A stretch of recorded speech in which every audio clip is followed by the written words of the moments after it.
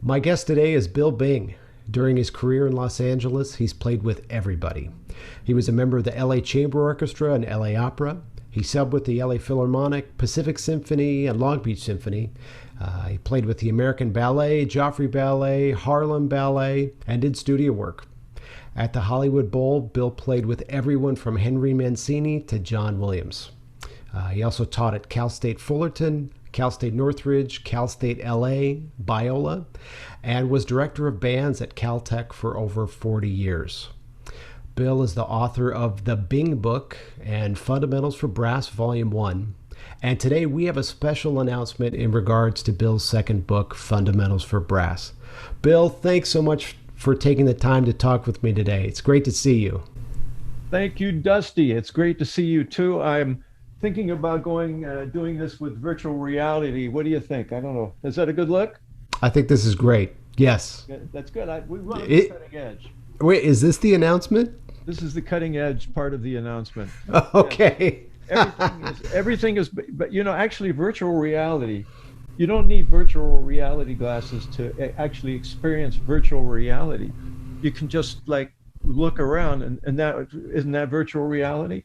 I think so. I think this is $100, This feels like virtual reality right now. This is good. This is our reality. This is our reality. That's right. Yeah, exactly. Yeah. So it's virtual and it's reality, but yeah, I guess that is. Yeah. I hate to get us back on track here, but I was reading your notes from the Fundamentals for Brass book. Okay. Yeah. And in it, you said that you thought you'd never write another book after the first book, after the Bing book. So, right. And here you are, you did. Yeah. Are you just a glutton for punishment or what? Yes. What inspired you to write the Fundamentals book? It was Dusty McKinney, because I took him to a lesson with Yuan Racy. And this was when Dusty was quite young and visiting me in Los Angeles. And so I took Dusty to a few people. Let's see, who do we see? We saw Yuan Racy, we saw Bobby Shu. That's right. That's right, I think so. I was fortunate enough to sit in those lessons, and as always, I learned something by listening to other people. And one of the things that I remember in the beginning of the book, we talk about this. I talk about it, how when you had a lesson with Yuan talked about having reverence for every note. And that sort of inspired me to think about, well, that's really important. I want to write a book where there's nothing terribly complicated. My first book had 15 different lessons. It was supposed to be like a compendium similar to the Arban book, but up to date. Mm-hmm. So it had kind of new techniques.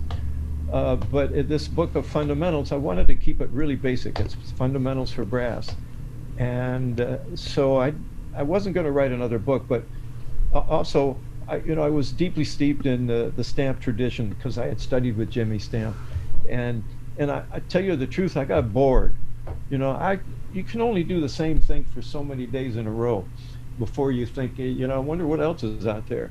And so, I looked around and I thought, well, I couldn't find anything that really did what I wanted to do in the same way that I wanted to do it. For example, you pointed out the other day, I've been working with Dusty and he's helping me a lot. And so you pointed out that you thought a lot of the book had to do with finding the center of the sound. And so, yeah, that's really what I wanted to do, was, as much as anything, was to use the stamp principles. There's very little original in the world of trumpet playing and teaching, as far as I can tell. Once in a while someone does come up with something. But I can't claim to a whole lot of that. But what I wanted to do was take some of the things that I had learned and implement them.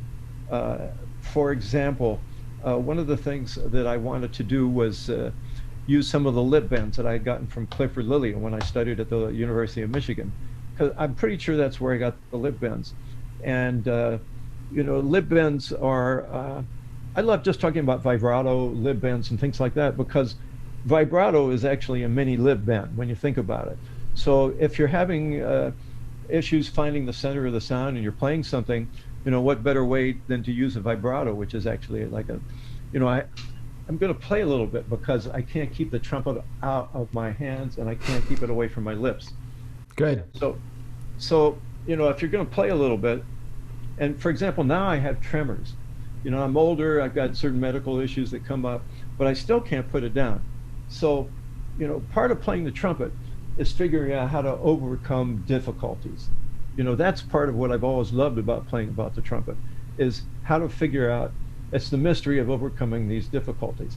And when you're younger, you got to figure out, okay, how can I get a good tongue? How can I articulate properly? How can I play high notes? Things like that. How can I get a good low register for some people? I remember years, Roy Poper and I played together in operas and chamber orchestras and things like that. And Roy had just this amazing chops, right? And upper register, no problem. But lower register, for a while there, he wasn't comfortable with, but he figured it out. I remember one time we were playing with a Los Angeles Master Chorale, and he had a solo that went from high to low. I thought, boy, how's Roy going to get through this? And he just figured it out, So that's what trumpet playing is all about. It's about figuring out how to do things. So for me, with tremors and talking about vibrato and things like that,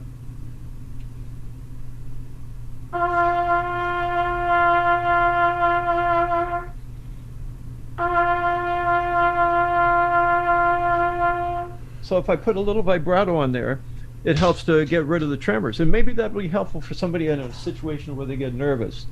I used to get nervous, and so that I wish I had thought of that. Like when you're having, I remember once I was playing in the LA Chamber Orchestra. Is it time for a bathroom break yet? It must be. No, you can. We could take one. I guess we'll just cut here. This is good. I'm old, I'm old. Anyway, we'll go ahead. So one time I was playing in the LA Chamber Orchestra, and they asked us to do a tuning note.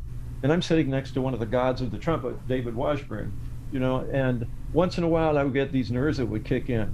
And I couldn't really hold the note as steady as I would like. So I had to go back and figure out, how can I do this? How can I make this work?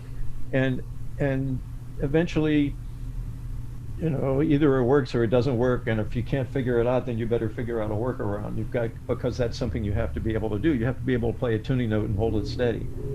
Well, so I went and I just figured out that that was part of what I had to practice. I had to practice, how am I going to hold?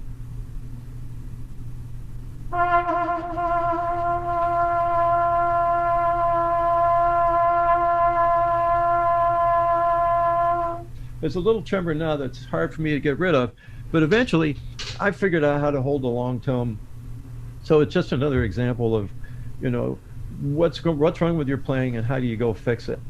And so getting back to what we were talking about, 1A in the fundamentals book was all about finding the center of the sound.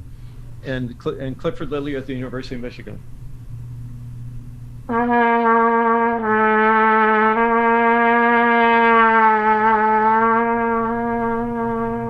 And you want to bring the note down and then bring it back up again.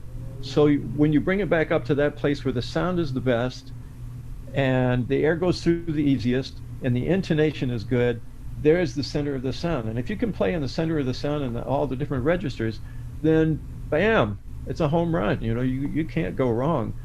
Then you've got to talk about resonance. How do you get more resonance out of the instrument? Because then you don't have to worry about playing too loud in order to be heard at the back of the hall.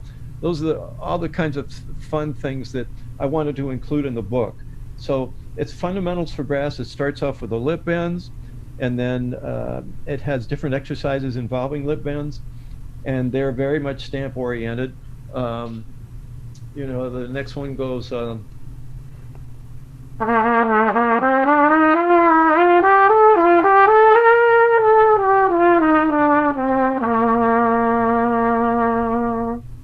Which is another lip bend, and the next exercise involves lip bends at a little bit higher register, and it goes down to the pedal register, a la Jimmy Stamp, and then I work my way back up. That's just the first part. And so, what was the question again?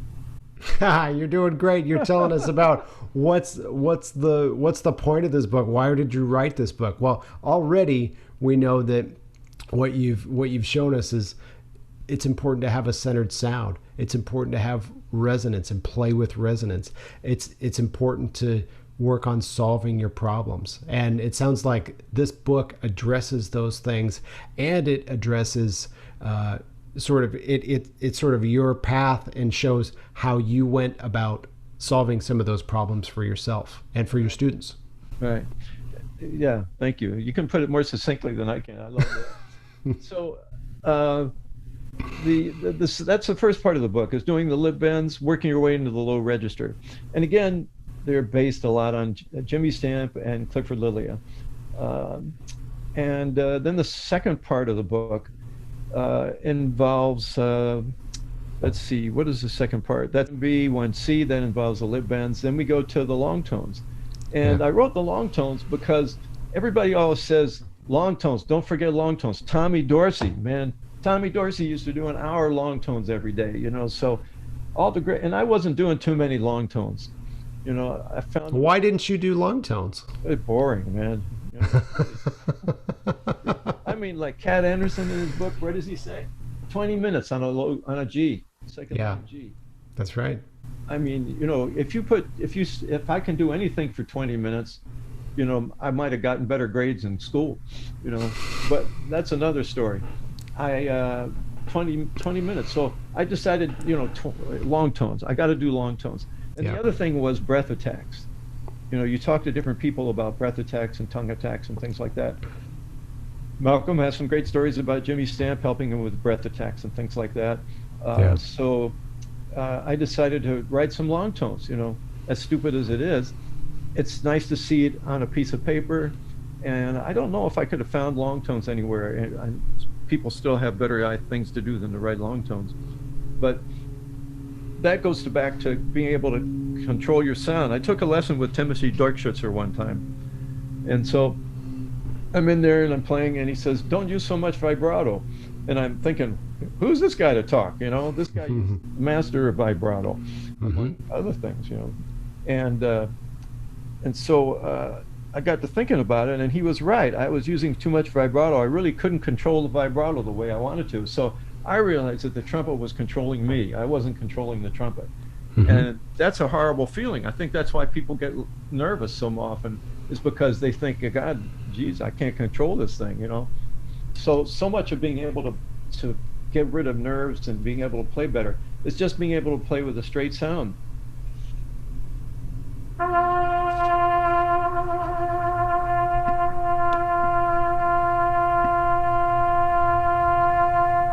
So finally I got it after my tremors, you know. I could have taken medicine today to kind of minimize the tremor effect, but I didn't want to do it because I just said, this is me, man. This is what I'm going through right now, you know. So, you don't need it. You sound great, Bill. Thanks very much. So the idea being that, you know, when most people play those long tones, you know, especially when you're starting out, you're going to hear particles in the sound, you're going to hear wavering in the sound, and the sound may not have as much resonance in it. So, you know, I think besides, people say long tones, it makes you stronger, right? But more than that, long tones not only will make you stronger, but they'll give you an idea of how much control you have over the instrument and how beautiful the sound you're making. So I thought, okay, long tones, let's throw them in there. Let's throw it in the mix. You give the person working in your book some different options, some different thoughts. Well, some things are tongue attack, some things are breath attack. Right. You've got crescendos, diminuendos in there too, where you know it's not just the same thing. You've got sets that are alternating with these ideas, and so you have to keep your mind, and that keeps it from getting boring, I think, right? It keeps your mind focused on that. And so that leads me to one of the other questions is you know, what should be some of the things you focus on during any of these exercises that maybe we haven't covered yet. You know, we've talked about resonance, we've talked about centered sound, breath attacks, tongue attacks, dynamics. Anything else that we should be thinking about? Yeah, this relates, I think, to what I worked on with Gatala when I studied with him. You know, he was a wonderful fellow and a great teacher, and changed my playing in a lot of, I think, real positive ways. But you know, one of the things he would say is, you know, Bill, we got to build the house every day. And this is nothing terribly original, but it was sort of, oh yeah, yeah, you're right. You know, you got to start with the foundation. You got to start. There's some great players that, you know, and I've heard Wayne talk about who's the Australian trumpet player, uh, uh, Oh, James James Morrison. James Morrison, Yeah. who, you know, he'll put his horn down at the on the trumpet stand at the end of a gig, and he'll come back next week and pick it, or next night and pick it up and play without really warming up. So, but the rest of us, I say, are mere mortals. You know, we're all those gods, but the Right. rest of us are mere mortals. And so, you know, you've got to, you know, talk about how to focus, and that's what Dusty's helped me with. Even that, you know, you think I'd know everything by now. At least I talk like I do. But you know, when I started just hanging with Dusty, and he showed me some of the things, and realized what's really important. You know, what's really important is what you bring to the table, and what you're able to do comfortably, and don't try to, in a way, uh, think what this is what I should be able to do. You know, work towards what you are comfortable doing in the best way possible. And if you start doing that, you stop worrying about, oh, Jesus, I can't do this, I can't do this, but this is what I can do, and I'm going to build on that. You know, so I think, you know, that's what so many players have finally realized. You know, that as many years as Guitarra had been playing, you know, he'd always start with long to woo woo, wanted me to get the sound down, woo woo, and that's sort of you know, he was always very sound oriented as well. Hmm. And so, you know, I think, you know, when you boil it all down, you know, it really is about the sound. Yeah. And so that's, you know, long tones, you know, bam, you know, you got to include the long tones. You know, you don't have to do many. You know, once you get it down pretty good, and you're looking for that control and everything else, you don't have to do a bunch of them. Just do 6 or 7. That's one reason the Caruso studies are so good. You know, Yep. the Caruso studies, beautiful. You know, that's just a little bit of genius. That I find that the people who have made the most influence on the pedagogical approaches that we use, and are the simplest concepts, like Jimmy Stamp. You know, as you go up, stay down. As you go down, stay up. You know, just one of those things. Oh man, how did that happen? You know, and but Yeah. he built upon Schlossberg. That comes from Schlossberg, his exercises, and then you've got the Caruso studies, you know, that are just so simple, and really, and then you've got the Schlossberg studies. These are all things that books that have lasted for a long time, because they're, you know, it's you peel back. The playing is like, you know, so many people use similar kinds of analogies. Playing is like this onion, right? And if you play those Stamp studies, you can play them, and you're going to get better, whether you think about, oh, this is how you're supposed to, like, up and stay down and all that stuff. You're going to get better just by playing them. But as you get better, you realize, oh, I can do this. You know, maybe if I do this, I'll be a better player. And so that's what I love about that with Caruso. You can use it with beginning players, and then you also use them with players who have been playing a long time. And I remember one time I went to Prague to visit, and uh, and there was this horn player in the one of the practice rooms in a music building, and I went there, and he was playing some Stamp exercises, and they were kind of like Stamp might have taught them, but I said, I studied with Jimmy Stamp, and if you like, I'd be happy to show you the way that I do them. And it was, you know, it's one of these things where I remember, I think I asked him in an interview once. I said, "Did you ever think, you know, that this would be to become so famous?" And he says, "No, he had no idea." Hmm. You know, but you know, it was just one of those things, just the simple exercises. And so that's, you know, that's why I did the long tones. That's kind of a long about way. Now it comes to our announcement that All what right. we've added to this book that is already wonderful, that already is worth people's time.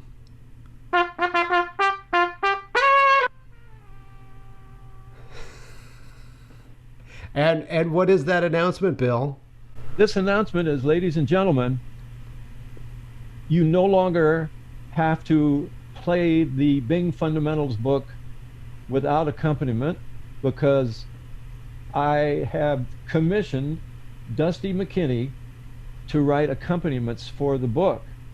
Uh, prior to this, there were accompaniments for the back of the book, which are the lyric endurance studies. We can talk about that too, which were done beautifully by Elliot Deutsch. But the first part of the book, it was naked and it was boring, and you need pitch reference too. When you're playing, that's one of the things that's so important now. You've got these people playing drones, and you've got all kinds of these play-alongs, and they make life a little bit more interesting. Sometimes it's a little too interesting, they can get in the way. But Dusty has put together some play-alongs that beautifully amplify what it is that I'm trying to accomplish by writing these exercises, by giving us the drones. In particular, he kept them simple and he kept them relevant, which I think was part of the brilliance of what it is that you did. Well, wonderful. Wonderful. Yeah, well, so we should play some. I got a couple queued up here. Go for it. Let's hear it. Yeah. All right, so here's the first one. This is Bing Fundamentals 1A at a slow tempo. Okay.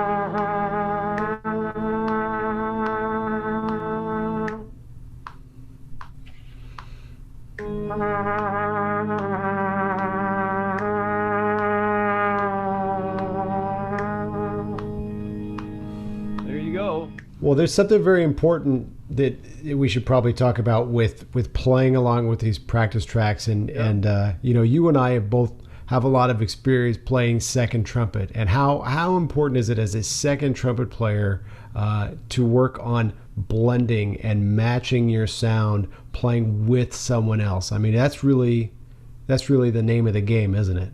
Yes. Yeah. Well, you're one of those creatures, I think, who's unique in that you can play both first and second trumpet.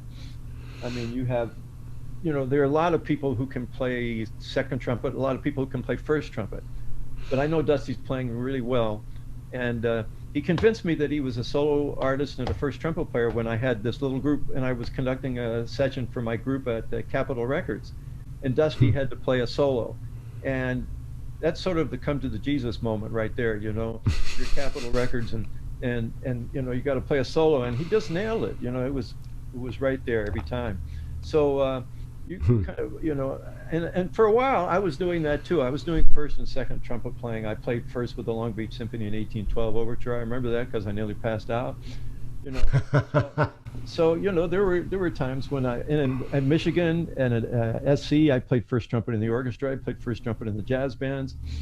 And so I was, like, when I went my first gig in San Antonio, I did Pines of Rome, Principal when Tony Plow got sick. I did the third movement of the Brandenburg on tour. So it wasn't like I couldn't do it. But there was a point in my career where I was doing some gig in LA. It was a concert band recording gig or something like that. And I'm sitting on Principal. And I look over, and there's Roy Poper sitting next to me. And I looked over and I said, "Hey, Roy, I think you're going to be better on Principal than I would be. And why don't you play first?" He says, "Really?" I said, yeah. So we moved, and we played that way for the next 20 years. It just turned out to be something that I was really comfortable doing. I liked the supporting role. And I just heard the second player in the Chicago Symphony give a clinic with Bob Malone, Jazz Hagstrom. Yeah. Give a talk about playing second trumpet. And it's on the internet, and so he does talk a lot about that, and I think for a lot of people the hardest thing about playing second trumpet is that the hardest thing about playing second trumpet is when you finish a West Side Story and everybody comes up and wants to talk to the first trumpet player, and you go, "Oh man, what was I doing?" And then I realized that guy worked for it, or that girl worked for it, man. It was, I had the luxury of just enjoying the performance without having to sweat it. A lot of And first you trumpet, yeah. and you get to your car faster after Get the to my concert. So, car. And so yeah, a lot of trumpet players, man, principal trumpet players, man, you can tell it's a hard gig. You know, it weighs on your soul. yeah. As great a player as you might be, you know, I played with just amazing people, of course, uh, but it's not an easy gig. And you know, some people figure out how to do it without, you know, getting mentally shackled by the process. You know, and those are the people that you that's so lucky for them, they figured out a way to do it. And then there are people that it's not so easy. So I'm not sorry I made the decision to focus mainly on second trumpet. Uh, that I enjoy that role of as you. Well, what is it? You mentioned some things about it, and I'm sure that's a lot that we have in common. We realize that there's. What do you get out of playing second trumpet, for example? Because I know you work with John Lewis a lot. That's right. It's just a completely different perspective. You know, Hmm. I mean, when you're playing principal, you're sort of one of the anchor points of that brass section, and you're leading. You're thinking about how your section matches with other sections, and that's wonderful. And that's really exciting. You get these moments, you know, with solos and sitting on top of the orchestra that is a really special experience that a lot of people don't get to experience. That it's wonderful. When you're playing second, you get the opportunity to support the person next to you doing that. And when you have that experience, like you have, like I've had, of playing both principal and second, you realize, you know, you have a profound respect for both chairs and the role of both chairs. And so, you know, a good first trumpet player wouldn't be there necessarily without a very supportive second trumpet player next to them, and vice versa. So it's just really, it's great. I mean, I always talk about, you know, with, you know, playing next to John. I mean, you know, he makes me sound like I'm this great second trumpet player. He doesn't need any of my help, but it's fun to sit next to him and hear him play and match what he does. It's a lesson Right. every time. And Yeah. so those sort of experiences, you know, if you said you had to, you know, I really probably couldn't choose, because they're both so much fun for me. And Mhm. playing first makes me a better second player. Playing second makes me a better first player. That's a good way And to put it. Yeah. so, Very yeah. good way to put it. Yeah. Yeah. But these exercises and matching with these tracks, I find that's something, you know, now during, you know, during the pandemic, we're not playing with other people all the Mhm. time. What can I do to help simulate, you know, playing with other people? And it's really a skill. It's your brain works a little bit differently, I think, when you're playing, where you're playing some music just by yourself compared to playing something with other people or with another track matching to that. And for me as a second trumpet player, you know, having studied with you, having taken some lessons with John Hagstrom, you know, as a second trumpet player, I want to be glue to that, Mhm. to the rest of my section. And just whatever they're doing, I want to match that. And so these tracks help me keep that skill. Right. Yeah, I Uh, think that's an important point you just brought up, that you want to be glue. You know, that you know, some people might say, well, isn't playing second trumpet boring? And if you're really into it, no, it's not boring at all, because there's so many factors that you have to think about, uh, that you don't have to think about when you're a first player. When you're the first player, you do have to think about just about everything the second player does. But I think the additional thing that the second player has to do is you got to be constantly thinking about what is the style of the first trumpet player, what is the sound of the first trumpet player, and how do I make that connection between what the first trumpet player is doing, and if there's only two trumpets, maybe what the horns and the trombones and tubas are doing. You know, how do you fit in? So Yeah, it's a fun job, really. It's underrated. And so many people, when they're growing up, they want to be a first trumpet. How many people do you know ever hear, "Hey, when I grow up, I want to play second trumpet"? You know, That's right. That's right. that doesn't happen. You know. I want to be a second trumpet player when I grow up. Well, when you grow up, I tell you what, I think you're going to do just fine. Yeah. So, yeah, Hey, can we play a long tones track? I'd love to hear. yeah, I'd love to hear how one of those sounds. Do you have one of those queued up? yeah. I just happen to have a long tone track queued up here.